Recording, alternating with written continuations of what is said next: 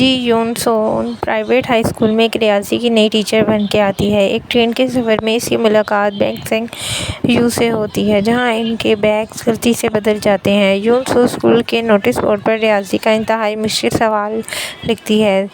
سنگ یو، جو کہ ایک پیشیدہ ریاضی دان ہے اور بچپن کے ایک صدمے کی وجہ سے پڑھائی چھوڑ چکا ہوتا ہے، رات کے اندھیرے میں وہ چپکے سے سوال حل کر دیتا ہے۔ یون سون اسٹوڈنٹ کو تلاش کر لیتی ہے، اس کی حوصلہ افزائی کرتی ہے جس نے وہ سوال حل کیا تھا۔ اسے معلوم ہوتا ہے کہ وہ بینگ سنگ یو ہے، اور سنگ یو شروع میں ریاضی سے دور بھاگتا تھا کیونکہ ماضی میں ایک MIT میں پڑھتے ہوئے اس کے ایک قریبی دوست نے خودکشی کر لی تھی، جس کا الزام سنگ یو پر خود لے لیتا ہے۔ یون سون اسے پیار اور ہمدردی سے سمجھاتی ہے کہ اس کا ٹوٹا ہوا حوصلہ دوبارہ بحال کرتی ہے۔ اسکول کے پرنسپل نو جنگ ہا اسکول کو صرف ایک امیر اور بااثر بچوں کے لیے ایک بزنس بنانا چاہتی ہے۔ وہ امیر طالبہ سونگ اے رین کو ہمیشہ اول لانا چاہتی ہے۔ دوسری طرف یون سون نے اسکول میں میتھ کلب شروع کیا ہے، جہاں وہ نمبروں کی بجائے تخلیقی سوچ سکھاتی ہے۔ سنگ یو آہستہ آہستہ اس کلب کی وجہ سے پڑھائی کی طرف واپس آنے لگتا ہے۔ اسکول میں میتھ اولمپیاڈ کا مقابلہ ہوتا ہے۔ سونگ اے رین کے والدین دباؤ ڈالتے ہیں کہ ان کی بیٹی کے جیتنے، لیکن سنگ یو اپنی غیر معمولی ذہانت سے سب کو حیران کر دیتا ہے اور پہلی پوزیشن حاصل کرتا ہے۔ یہ دیکھ کر اے رین شدید جیلسی کا شکار ہو جاتی ہے اور پرنسپل نو جنگ ہا کو لگتا ہے کہ یون سون کے عزائم کے راستے میں رکاوٹ بن رہی ہے، اور پرنسپل نو جنگ ہا اور اے سونگ رین کے والدین مل کر اسکول کے امتحانی پیپرز لیک کرتے ہیں تاکہ اے رین کے نمبر سب سے زیادہ آئیں۔ یون سون کو اس کے آپریشن کا شک ہونے لگ جاتا ہے۔ اس دوران سنگ یو کے دل میں اپنی ٹیچر یون سون کے لیے گہری عزت اور محبت کے جذبات پیدا ہونے لگتے ہیں، کیونکہ وہ واحد انسان ہے جس نے اسے سمجھا ہے۔ یون سون کی شادی کی تیاریاں چل رہی ہوتی ہیں۔ پرنسپل اور اے رین کے والدین یون سون کا منہ بند کرنے اور سنگ یو کو نیچے گرانے کے لیے ایک گندی سازش کرتے ہیں۔ وہ ان دونوں کی تصویر کھینچتے ہیں جبکہ وہ ایک میتھ کانفرنس کے سلسلے میں اکیلے سفر کر رہے ہوتے ہیں اور ان کی تصویر کو غلط رنگ دے دیتے ہیں۔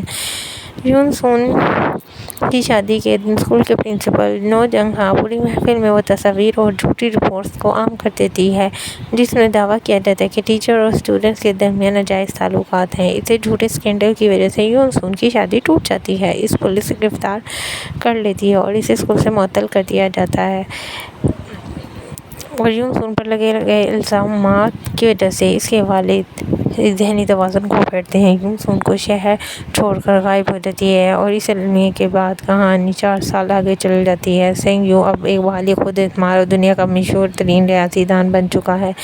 4 سال بعد واپسی کے سنگ یو اسے ہیسونگ اسکول میں بطور ریاضی کا ٹیچر واپس آتا ہے تاکہ ماضی کا بدلہ لے سکے۔ وہ یون سون کو تلاش کرتا ہے، جو کہ اب ایک چھوٹے علاقے میں اپنی پہچان چھپا کر غریب بچوں کو پڑھا رہی ہوتی ہے۔ یون سون ماضی کے زخموں کی وجہ سے بہت خاموش اور ٹوٹی ہوئی ہو چکی ہوتی ہے۔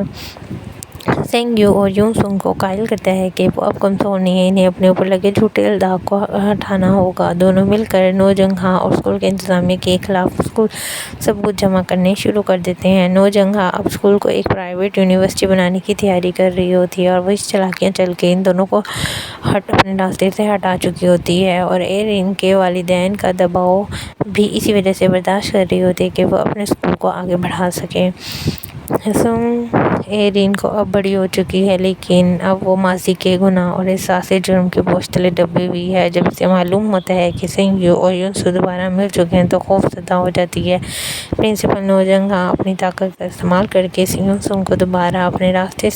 یو کو اپنے راستے سے دوبارہ ہٹانے کی کوشش کرتی ہے، لیکن یون سون اور سنگ یو کو اسکول کے فائنینشل فنڈز میں ہیرا پھیری اور 4 سال پہلے امتحانی پیپر لیک ہونے کے ٹھوس ثبوت مل جاتے ہیں۔ وہ ان ثبوتوں کو قانونی دائرے میں لانے کی تیاری کرتے ہیں، اور اسی دوران یون سون کے دل میں سنگ یو کے لیے جذبات ابھرنے لگ جاتے ہیں، لیکن وہ استاد اور شاگرد کے ماضی کے رشتے کی وجہ سے ہچکچاتی ہے۔